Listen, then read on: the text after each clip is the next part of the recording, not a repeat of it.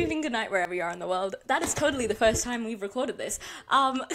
Welcome back to another episode of From the Field to the Track. I am, as always, joined by my lovely co-host and best friend, Katie. And today we have a very, very special guest. We have the winner of the inaugural From the Field to the Track Awards for the Underrated Content Creator Award. We have Liv. So, Liv and Katie, how are you? I'm good, thank you. Thank you guys for having me on. I'm very, very excited to talk. We are very excited to have you on. I am also good. Yeah, we are so excited to see you, Liv. Liv is one of my favourites. I would have voted for her for Underrated Content Creator of the Year. You are my favourite person to get all my information. This is what I always say on my Instagram. I'm like, Liv is my favourite place to get information. If there's something happening, Liv is like... she's read all the articles, she's watched all the videos, and she's got like a good like 2-minute video for you to explain anything that's happening. We'll put her on the screen somewhere and in the description and stuff, so you guys can go have a look. So you guys can go and follow her because she honestly is our icon, our legend, our queen. We love her so You guys so are much. my icons. So Katie, as I always do, I'm about to throw you under a massive bus. What are we talking about today? We have called this episode a crash course to F2 and F3, which is kind of punny. Now, I've just realised that because, like, crashing, they do a lot of that, actually, but we'll get into that later. For people who just have a little bit of inertia to get into Formula 2 and Formula 3, it is obviously sounds exactly like the pinnacle of motorsport, Formula 1. So, and it runs at the same time and all that kind of stuff. So, it is the perfect... series to get into, just really cool. I reckon especially for younger fans as well, but we'll get into that later. So this is what this episode's in. We're going to go through what a weekend looks like. We're going to go into the cars themselves, and then we're also going to get into like some of the drivers and stuff like that, and how they pick the drivers, which is going to be real cool. So before we get into that though, Liv, give us like a 2-minute pitch of who you are, what you're doing, and how you kind of came to where you are today. So, hi, my name's Olivia. I go by Motorsport Liv on TikTok and Instagram. I'm a content creator, I like to say, making like educational content on F1 and all of the feeder series because I find them really interesting. I want to become a motorsport presenter in the future or just working in F1 media in general. If you put me in the paddock, I'll be happy, honestly. Just all smiles all around that. I'm going to be studying at uni this year, so big steps towards hopefully that motorsport content, like, career. But yeah. Oh my gosh, I'm so excited. Like, all three of us are starting uni this year, and it's so scary, but it's so like, oh my gosh, like this is the next big thing of your life, you know, like this is something that you look forward to. So it's so crazy, but we're all here for each other and we've all got each other's backs. So that's all really we could ask for. So yeah, one day you guys are all going to see us in the paddock. And you're going to be like good to go. Exactly. And be like, I know those people. You know? Yeah, I remember the podcast they did together about Formula 2 and Formula 3, and now they work with them, like, hopefully, manifestation one day. Fingers crossed. So, Katie, once again, I'm going to throw you into the deep end. This is your time to shine. So this is what we're going to talk. This is what we're going to talk about, essentially, the cars itself for Formula 2 and Formula 3. Obviously, for Formula 2, as Katie will get into it shortly, there is a new car. So, because Katie wants to be an engineer, even though it's not a mechanical engineer, I thought that this would be great for her. I still love cars themselves, so we'll talk about that. Yeah, so I thought we could just first kind of talk about the actual car. So the car itself, I would say, looks pretty similar to a Formula 1 car, like from the outside. Looking at your TV, they look pretty similar. Obviously, the F1 car is just a little bit more, fast, I guess. So an F1 car, just to give you a little bit of a benchmark, that accelerates from 0 to 100 kilometers per hour in 2.4 seconds. The Formula 2 car, which is the next series down, it goes from 0 to 100 in 2.9, and the F3 goes from 0 to 100 in 3.1. And then kind of similar, to give you guys some more benchmarks, an F1 car has a max speed of about 355 kilometers per hour, F2 335, and an F3 300 kilometers. Now, what I've been told by people who have been to races, and Tiana can back me up here, is that F2 and F3 cars are a lot louder than F1 cars, and that's got something to do with the engine. They have a slightly different engine.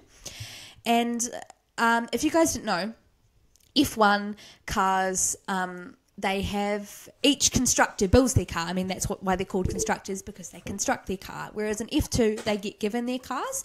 So all of their cars are exactly the same, which contributes to what a lot of people love about Formula 2 and Formula 3, which is really close, because it's not really about your car. Like, you don't have your Red Bulls who just built this absolute masterpiece. You obviously do have teams that do a lot better, but we'll get into that a little bit later. But they, again, some more similarities. They both have DRS and they both have those Pirelli tyres. And as Tiana touched on just before, F2 is getting a new car this year, so I thought we could just quickly talk about that. So every 5, is either 3 or 5 years, they get a completely new car, they build a new car, and this year they've really focused on trying, and a big complaint that drivers have in general about the Formula 2 car is that it's really different to F1. It's a really different car, different really drivability to the F1 car. So what they've really focused on in building this car is trying to make it as similar, to make that more of a seamless transition. That's what Formula 3 and Formula 2 are about, all about being feeder series into that F1. So it makes sense for their car to be as similar as possible. Right, so they're powered by a 3.4 litre turbo engine, if that means something to anybody. But they are designed as much as possible to promote that real classic Formula 2 and Formula 3 wheel-to-wheel racing, like 3 wide at corners and all that crazy stuff. But it's also designed, which is really exciting, to be able to cater to a wider range of drivers, specifically to females, which is pretty exciting. That obviously females, different body type, I guess, in general, because of our anatomy. So we do have to have a little bit of different car, apparently. So this is why they've had to use. So one of the drivers that was really involved in testing was Tatiana. What's her last name? Cauldron? Is it called? My friends are just outside the door. Tatiana Calderon. Yeah, Cauldron. Anyway, so she was involved in the testing of the car to help make sure that it was well, and then it was unveiled in Monza this year, and Filippo Drugovich has also driven it. Those are some of the big names who have driven it since. And interesting about this car, so F1 cars and the current cars have something called power steering, which is basically kind of like, how do you explain? It makes it easier to turn, because like as you turn it kind of like helps you, whereas for some reason these new F2 cars don't have power steering, which is pretty cool.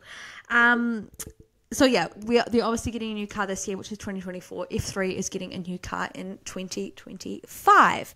So yeah, that's pretty exciting. Do you guys have any thoughts, feelings, anything that I've missed about the cars that's interesting? I mean, I think in general it's better to make it more accessible, because it's been a common complaint that it's very suited to a certain body type, let's say, especially with the wheel and like things like that. So I think it's great to have women involved in the testing and make it actually accessible for everyone. Yeah, I was like, when they unveiled that car in Monza, and like Tatiana Calderon was obviously, if you watched Formula 2 for a while, you've known that Tatiana Calderon was in Formula 2, and obviously she did struggle a lot, and we have seen that, like, especially with the Formula 2 and Formula 3 cars. That's why it's so hard for women, especially when they get the opportunity to race, they can't do well, and then obviously it starts those misogynistic comments of, like, see, like, you put a woman in the seat, but, like, at the end of the day, this new era of Formula 2 cars will at least benefit the people coming through from F1 Academy and FRECA, which is honestly going to be absolutely amazing, and I cannot wait to see the progression of the cars and the progression of everything, really. But yeah, okay. So exciting. that's the car. Which is why you guys should get into Formula 2 and Formula 3 this year, because they have a new car in Formula 2. So it's going to be new for literally everybody. Exactly. Every driver is going to be... Because obviously knowing the car is a big advantage. I mean, they get to test it a little bit beforehand. They get given one car. I think they get given one car pretty soon, and then just before they get given the second car. from the people who build them. So yeah, so it'll be a really exciting year. Everyone's going to be new, a little bit like, you know, everyone's going to be a rookie in some respects, you know what I mean? So yeah, it's going to be And we cool. already have so many, like, my thing that was running through the back of my mind was, why in the world were we doing Abu Dhabi testing? Because it was so pointless to me, because I was like, they're not even, like, people like Paul Aaron and, like, Kimi Antonelli and all of these, like, rookies and stuff, like, yes, they're getting good information for the Formula 2 car, but yes, the car is going to be way different next season, so what they're learning now is probably not even going to help them, but whatever, it's up to the FIA, not me. If it's up to me, everyone would get a holiday a bit earlier, everyone would go on holidays, you know. But something that is very important within... Sorry. But something that is very important within the Formula 2 and Formula 3 schedule, like, category is the difference of schedules between Formula 1 to Formula 2 and Formula 3. When we have a sprint race weekend in Formula 1, it's kind of similar, but not really similar to the way that Formula 2 and Formula 3 are laid out. So I have some notes here. But it is very quick, guys. Sorry. Okay, so in Formula 2 and Formula 3, there is only one FP session, which is 45 minutes, so it's not even a full hour, so they only really get 45 minutes to learn the track, and then within, like, seconds, they have to, not even seconds, probably like probably a few hours, give or take, they go out for qualifying. Qualifying is 30 minutes for both Formula 2 and Formula 3, and it sets the grid for Sunday's feature race. Obviously, the feature race is just, it is equivalent to, what is it equivalent to? 170 kilometers or 60 minutes, and then in Formula 2, and then in Formula 3, it's 45 minutes plus one lap. But for Saturday, that is where it's get a bit tricky, which I think Formula 1 should implement for sprint race weekends. And I think this is a widely spread opinion, especially people who, like, religiously watch feeder series, because the way that Formula 2 and Formula 3 are set out provides such good racing that it would be amazing to see that in Formula 1. So I want to know, what do you think about the I didn't even explain what happens during the sprint race. So the sprint race is 170 kilometers for Formula 2, and then 40 minutes plus one lap for Formula 3, and that is a reverse grid. So what I mean by reverse grid is not like whoever's in 22nd is starting first. No, it's the top 10 get reversed. So anyone who's outside the top 10, they stay in their positions for both races. But say if you qualify 10th, you are starting first for the feature race, which honestly provides so much good racing. And even if, like, we've seen so much, like, so many people who do the double, which honestly proves how good they are, like winning the sprint race and the feature race. Obviously, we've seen Ollie Behrman do it in Baku, and then Felipe Drugovich last year doing it in Barcelona. But I want to get Liv and Katie's opinions. Oh, yes, he did do it. I can't forget my own Australian. That's so embarrassing. But yeah. I want to get your guys' thoughts on the Formula 2, Formula 3 schedule. Like, what do you think about it? Do you think that, like I said, that we should implement it in Formula 1? Because just want to know your thoughts. So we'll go Liv and then Katie. I'm going to say, yeah, 100%. I think the sprint format in the feeder series is way better, if I'm being totally honest, because it still, you know, condemns you if you do qualify bad. If you qualify P17, I don't think you should boost right up to, like, a P3, you know what I mean?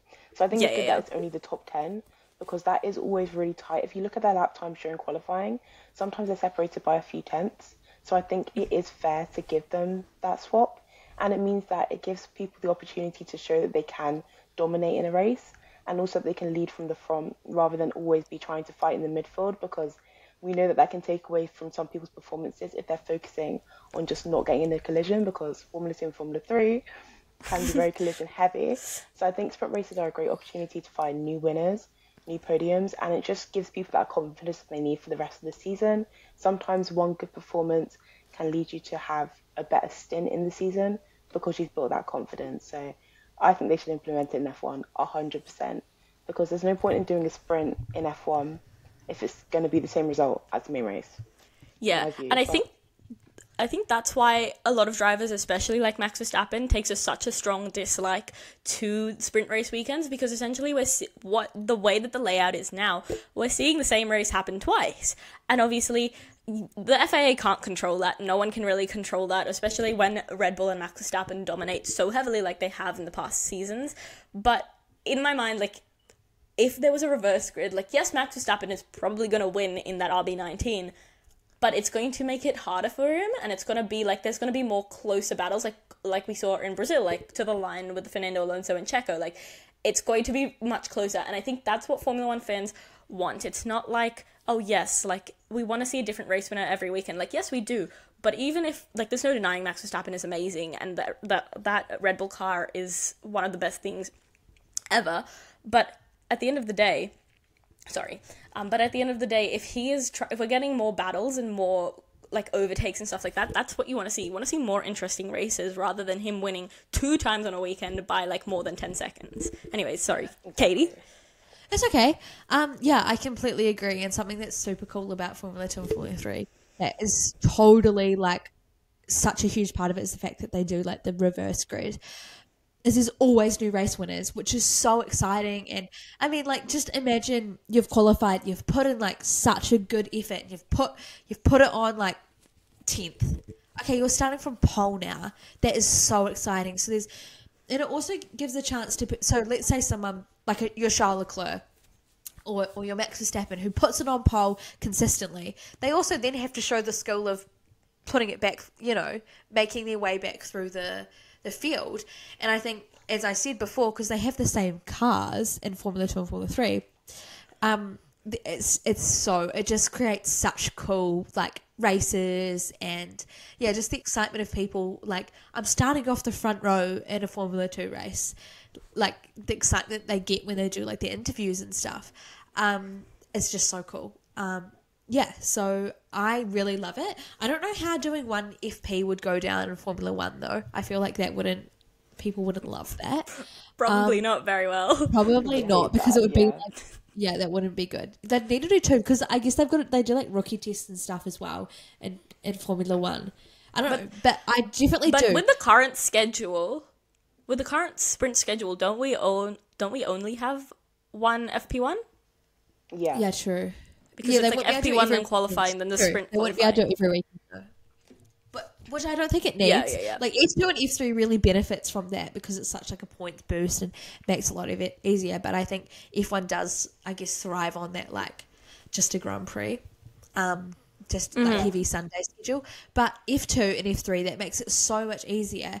And, like, just from a fan's perspective, you can miss, like, the Sunday. If you're busy on the Sunday, you don't need to watch anything on the Sunday, you can watch stuff on Saturday. Like, there's always something going on. Every single day of the race weekend, there's something interesting. Like, not saying that FP isn't interesting, but because there's, like, it's not as interesting as the sprint race. Yeah. Or, like, quali or whatever. Yeah. I think my biggest downfall when I went to the Oz GP was, so we had F1, F2, F3, then we had supercars, and we had the Porsche Carrera Cup. So there was a lot going on the track. At any given point in time, there was racing, there was something happening, there was literally never a dull moment. So I think on the Sunday especially, it was like back to back feature races just the entire day. And I literally, like, something that I love is, like, when I am able to watch the national anthems, because obviously half the time it is at an ungodly time for the both of us or everyone who lives in Australia, so I don't get to watch the national anthems. And of course I need to go to the bathroom right as the national anthem starts, so I don't even get to watch the national anthem at my own home race. And I was so mad about it the entire time. I was so mad, but I was just like, you brought this on yourself. So I think, yeah, like you said, F2, F3 provides so much good racing, especially when you look at the calendar and you're going to a race and it says, like, so I encourage, like, a lot of people who are going to, like, say, like, Silverstone or, like, Baku or all of these races that have support series, even F1 Academy, because F1 Academy is supporting the F1 at so many races this year, which is so amazing, and I'm so happy and so grateful that that's happening now. So if you see, like, if you're, like, looking at your weekend schedule, because most places will have the weekend schedule posted, and you see, like, Formula 1 Academy, F2, F3, make sure you tune in for those events and those, like, times, because they are honestly some of the best racing you'll see. And you never know, in, like, 5 years from now, you could see those same people in Formula 1. And that's pretty cool to say. I supported you when you were, like, in junior series. Yeah, literally. That's something I always say. Like, I can't wait for, like, one day when I'm, like, bringing my kids up. There's, like, you know, Monday mornings are always for F1. My kids will be like 5 and I'll be waking up at 2 a.m. to come and watch the races, like literally. And I'll be like, no, I can remember her when she was in F1 Academy. I've been her fan since day one. Yeah. They'll be like, oh, yes, mum, shut up, mum. But you know what I mean? Like, it's so cool to be able to involved with them. And also, as I said, especially as a young fan, because a lot of them, like we'll get into that later, but a lot of them are our age. So it's so cool to be like, look what you're doing and you're my age. It's so inspirational. They're such cool people. And they post a whole bunch on social media as well, which They do. people our age love. Yeah, exactly. Which is another great thing about it, you know? I will say though, if you're going to go see the Foodie series, you need to wake up early for the races. Because I remember when I went to Silverstone, 2022, I'm actually so upset. I missed F2 because the bus, you had to like park and they took you on a bus into the track. And the bus took forever. And then F2 was over by the time I got there. Oh, so no. get there early. That's a little tip as well. Yeah, I remember when I was like, my dad and I, so my dad has this thing where so in Melbourne, you can take the trams, because there's trams everywhere, so they're free trams, take it to the track, you can walk in there, like, it's fine, it's all well and good, because there's no parking anywhere at Albert Park, because it is a street circuit. So, with saying that, my dad and I were like, you know what, we'll wake up early, we'll park the car, my dad has trust issues going on public transport, whatever, my mum and my sister will come on the thing later, I wanted to watch F2 and F3 anyways, my dad was like, okay, sweet. We spent, I kid you not, 2 hours driving around Albert Park trying to look for parking.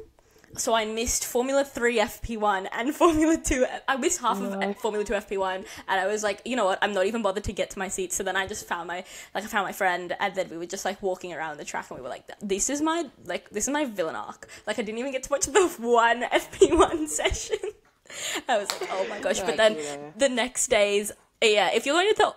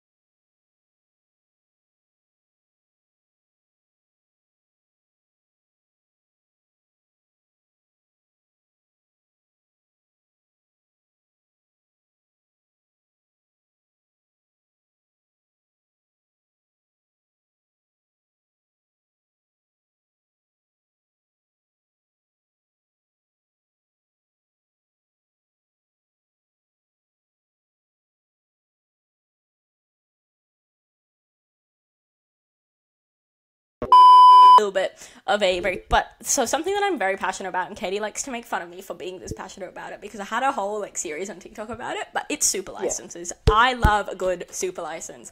I love it. So essentially, if you, obviously this is a crash course to F2 and F3, so if you don't know what a super license is, I'm here to tell you what it is. So essentially, a lot of people who compete in Formula 2 and Formula 3, obviously, they have to because they are junior drivers, and two, they most of the time contribute to, they race in Formula 2 and Formula 3 and junior categories as a whole so that they can get points towards their super license and finish all the goals that they need to for their super license. So essentially, the kind of goals they need to complete is being over the age of 18, unless there is some special, like you're some absolute god in the car that the FIA can excuse you to race at 17 or something like that. But I don't think that's happening anytime soon. And then you have to be racing for at least 80% of 2 seasons in any 2 junior categories. So that can include like Indy. The cool thing is it does include IndyCar, and it does include like Indy Next and like Formula E and Super Formula, all of these categories that don't even relate to Formula 1 sometimes. Even Supercars relates to it, so which is quite cool because you can come from any aspect of sports, like motorsports, but you just have to meet that 80% of completing 2 seasons.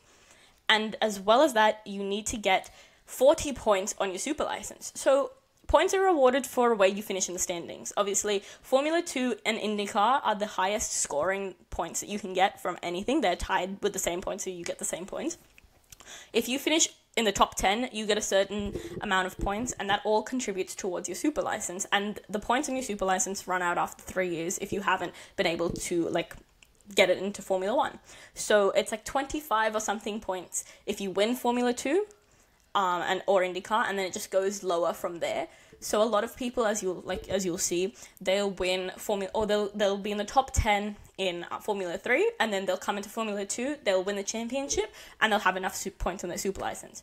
They've qualified now for their super license, and they only have to complete like 100 kilometers in FPU sessions and all of this stuff, so that they can get more points if they need to. That's something that is very critical if you know anything about Logan Sargent, because that's how Logan Sargent essentially got a super license, because they just gave him a bunch of FP1 sessions and said, get up to 100 kilometers, right? Like, because he was like 1 point away from not getting it if he didn't finish in the place that he did. Arguably, I think that there are people who could get that seat over Logan Sargent, because if he was struggling to get his super license in the first place, should he be in Formula 1?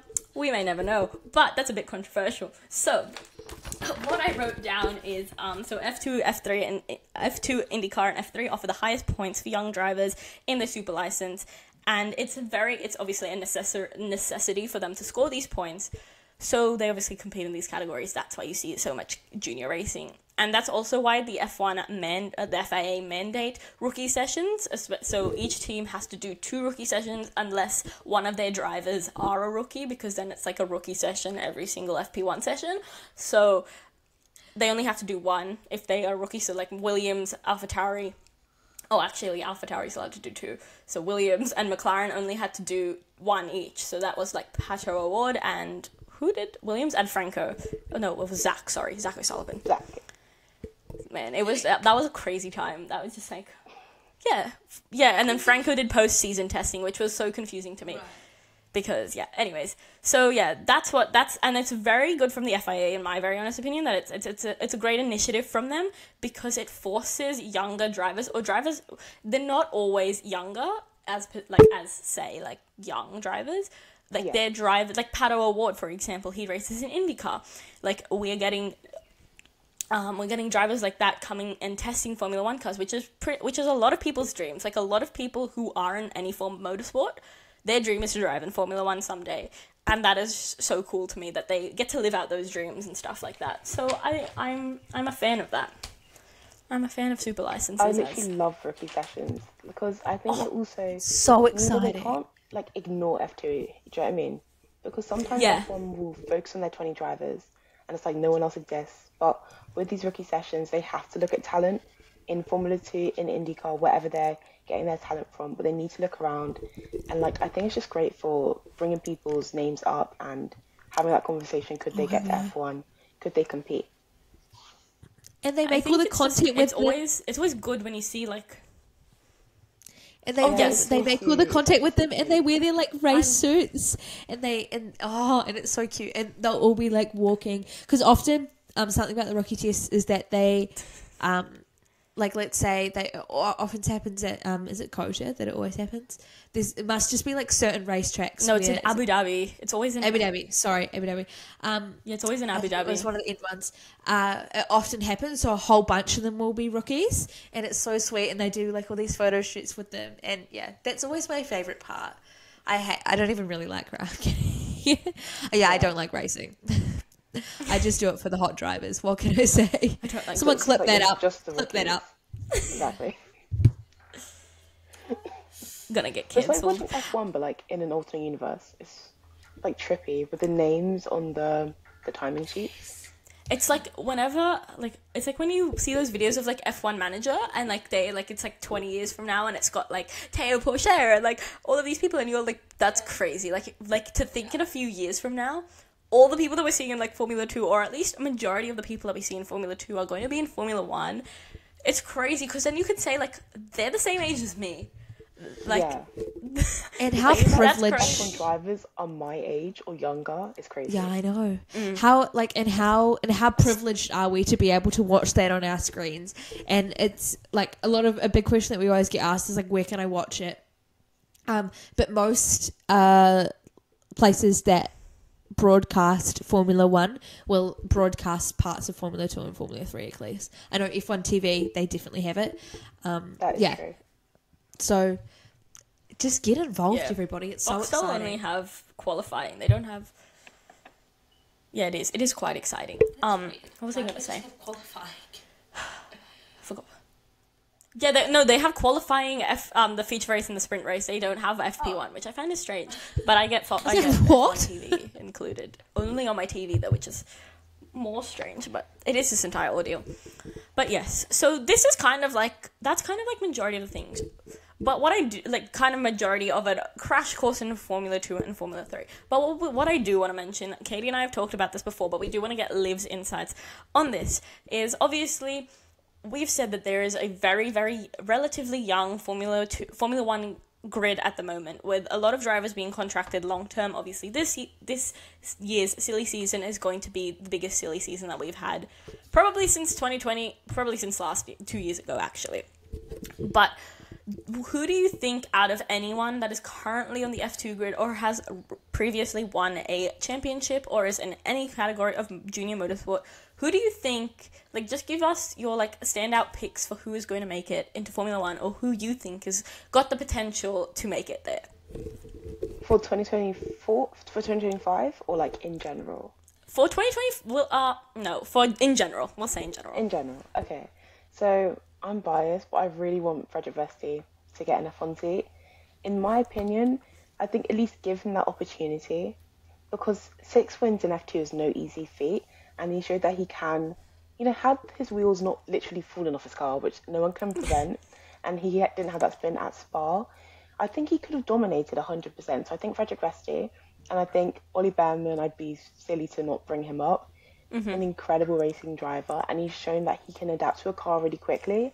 To come P6 in your rookie season, but with the amount of wins he had, 4 wins, his Baku weekend alone, come on, topping free practice, topping qualifying, winning the sprint race and also the feature race, all at 18, or was he 17? 18 at the time, just shows that he is an incredible driver and can adapt quickly. I think Kimi Antonelli has a bright future. Obviously, we don't know. I don't want to put too much pressure. He hasn't even driven an F2 car properly yet, so I'll leave that kind of up in the air. But who else? I'm excited to see Zach O'Sullivan, because I think he's a talent, and if Williams are looking for, if I'm not wishing any bad, if Logan Sargent was to not perform, I think Zach O'Sullivan, if he does perform in F2, could be a very viable option. And if Williams want to do this whole thing where they actually get their drivers from their driver academy into F1, because they've been quite bad with that in the past, I think Zach O'Sullivan is a great shout. But this grid is so stacked, and I think there's so much talent on this grid. It's pretty insane. Gabriel Bortolesso, F3 champion. Jack Doohan. Like, there's so many drivers that I could name.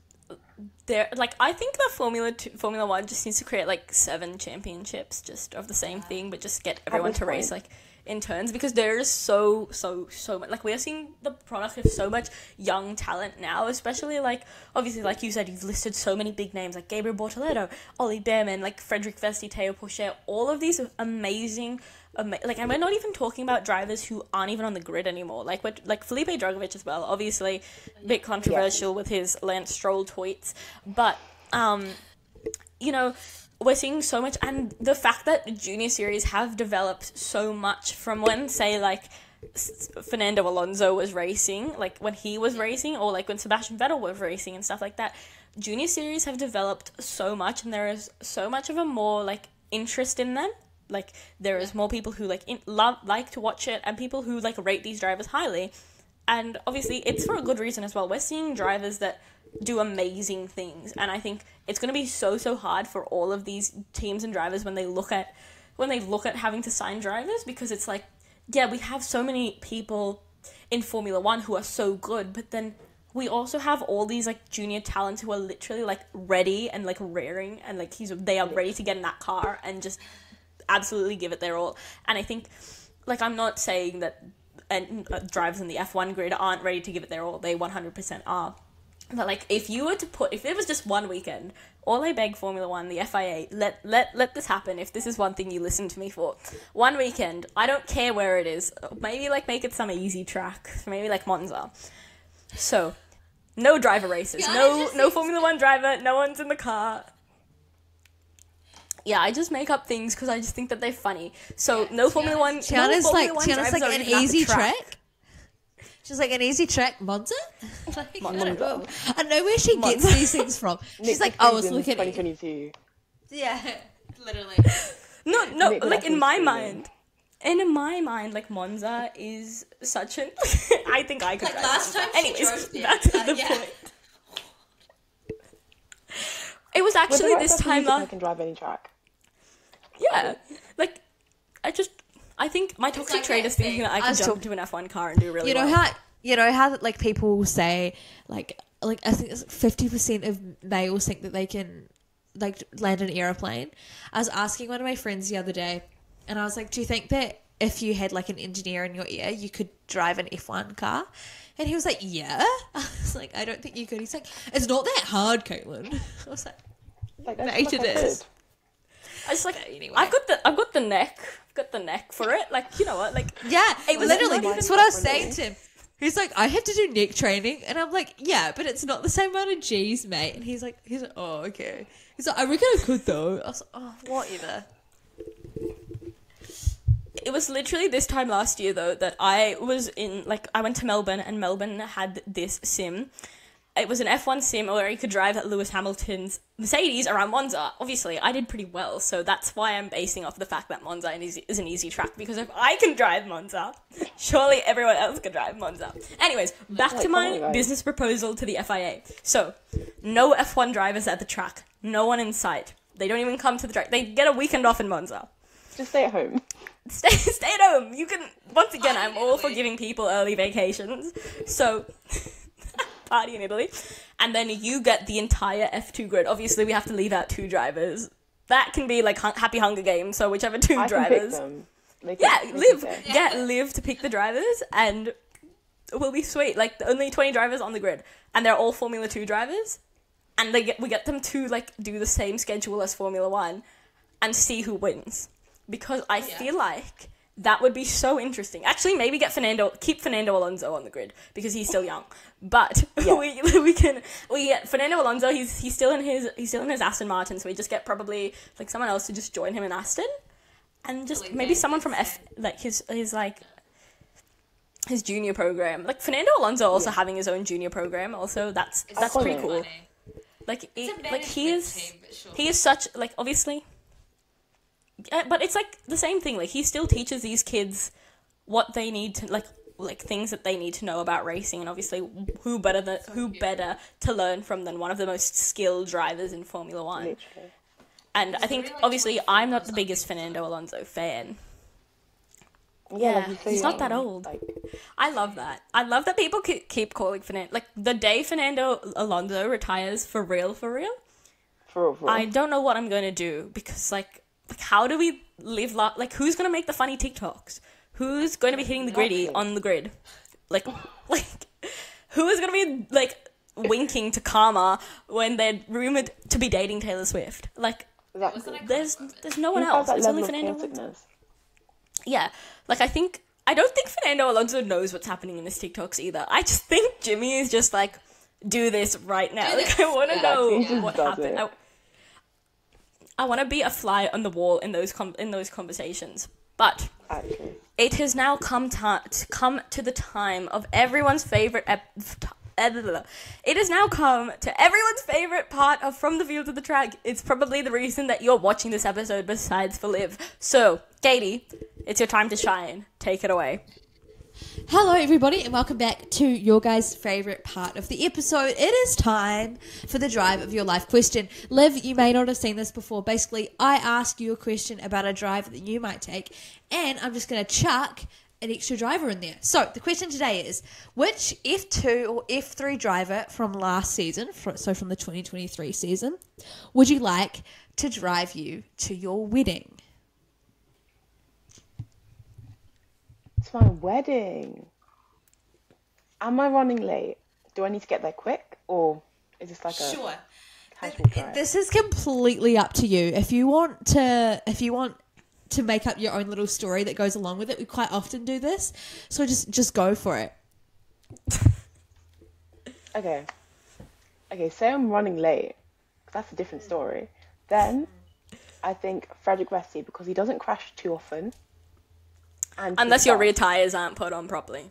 Unless the wrist is not put on, then long day. But because some other drivers, they may be fast, but the amount of times they crash, I don't want to crash on my way to my wedding, actually. So, or someone like a Richard Verschoor, he doesn't get involved in too many incidents. He just So kind of you get there exists. safely. Yeah, exactly. He just exists. So you'll get there safely. Maybe not the fastest, but fast enough and safely. So Yeah, which that's is all that depending. matters. Exactly. I feel like Richard Verschoor has no haters, but I also don't know a single Richard Verschoor fan. Richard Verschoor's he's like stuck in the middle. Just He's got no is a fans, but he's driver. also got no haters. Exactly. He just is an F2 driver. Yeah, I mean, Maybe I'll become Richard Verschoor's fan. Maybe for this season, obviously, because for- Clem's not racing. I'll become a Richard Verschoor fan. Yeah. let's this just is use my it favorite for Put in your Verschoor. submissions to be Tiana's Yeah. favorite F2 driver. If you're listening right now, you can message Tiana at From the Field F2 to the drivers, if you're Track. listening, Tiana, who are you picking? there's already one. Actually, we're not saying that. Anyways, I have no idea. Actually, wait. Sorry, is it from this year's grid? Sorry, I forgot. No, last It's from year. this year's grid. Yeah. Oh, last year's grid, sorry. Oh, Okay, last. so... Well, my obvious choice is to go with Clem, but the last 3 times we've done an F2, F3 episode, I've chosen Clem. So... Oh, this is hard. This is genuinely... You can pick Clem. Maybe, like... No, but I don't want to. See, like, I've picked him so many times, it's like you picking Daniel Ricciardo every single time. Oh, that's hard. I think maybe like a... Oh, man. Okay, maybe like a Yumi Iwasa. Like, that's such a left-wing answer, but I just think he'd get me to where I need to go. But he'd also, like, he seems like a good guy. Or like a Dennis Hauger, maybe. Oh, yeah. Maybe Dennis Hauger. He has Okay, been involved if in you- a couple incidents though. So just Oh, yeah, Yeah. Dennis. Yeah. If you okay, ask maybe- me, Okay, if you fair enough. ask me- Okay, maybe I'm gonna go with Richard Vishaw. okay, fine. I don't know why both of you guys have Richard picked Vishaw. Richard Vishaw here. Anyway, my answer to this question. Okay, we did this with F1 drivers just to let you in on a little secret, Olivia. And I did pick Daniel Ricciardo, as Gianna said. But I need somebody who is going to be a calming presence because I know I'm going to calming presence because I know I'm going to be nervous. I need good music. I need to get there like Didn't on even think time. about And I know where this is going. I know where this is going. Okay, I am going to pick Teo Puccia, okay? This is why. One, I love the Teo guy. Puccia. Like, I feel like him and I would be real close. Okay?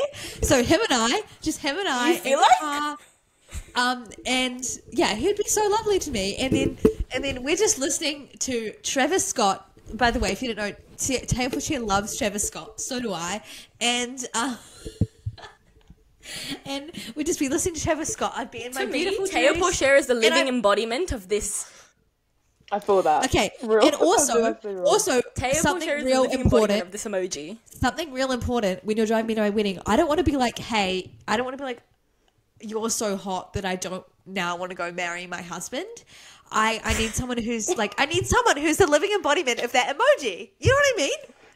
Like, Taya wasn't going to be like, so, do you want to get out of here? Like, when he had his hair in his cornrows, that is some comedic relief. So. You don't understand. I saw it and I was like to Such a Katie, meme in our Katie, group did you see chat. Taya Oh my Porsche's God. new haircut? I was like, Katie, did you see Taya Porsche's new haircut? And she's like, no. And then I'm like, okay, we were on FaceTime, so I go like screen sharing. I'm like, I don't think you're ready to see this. I was like, okay, and then I like go onto his like story, and she's like, what the heck is that? It was a choice. It was a bold choice. I mean, Him here's the and important Joe question. as well. Yeah, I was gonna say, Taya Porche's hair or Joe's hair. That's the choice. Oh man, but Joe's looked so uncomfortable. Not the Oh, that's the favorite. It's so bad. We have like in our group chat, we have all these stickers of just the memes of like random F1 drivers or F2 and F3 drivers, and we use them at the most unrealistic times. It's so that's funny. gold, But that's you know gold. what? If we haven't already convinced you to watch F2 or F3, this will convince you. Every single person on that F2, F3 grid is a walking meme. I can tell you at least one joke for every single driver that I have. So, so if you want some good laughs, we have Just like a watch nickname F2 for and F3. every single F2 and F3 driver, like relevant one. It's so funny. it's so funny. But anyways, we have now come to the end of the episode of From the Field to the Track. I want to say a huge thank you to Liv for joining us on today's episode. Obviously, once again, Katie and I are like your biggest fans, so this was amazing to have you on the podcast. Thank you for having me. We've had some good times, we've had some good laughs. So you are welcome back on the podcast literally whenever you want. This is your podcast as well as it is mine. And as per Like claiming usual, it. as per usual, a huge shout out to my co-host and best friend Katie, because she is currently in her holiday house. As you can see, that's not Katie's normal setup. She is in her holiday house, hotspotting from her phone because she is that dedicated to this cause. So I am so grateful and thankful for her, and I'm also so thankful and grateful for both of them, because you guys wouldn't have seen it, but we struggled for about 20 minutes to try and get this episode up and running. And as you can see, I'm not in my usual room. But what do you do when you live in a place where there is limited Wi-Fi? But make sure you guys head over to the description box to check out all of Liv's Instagrams and all of that, like all the handles, all of that stuff, because make sure you go and give her some love, because she absolutely deserves it. And we will see you in the next episode of From the Field to the Track. Bye!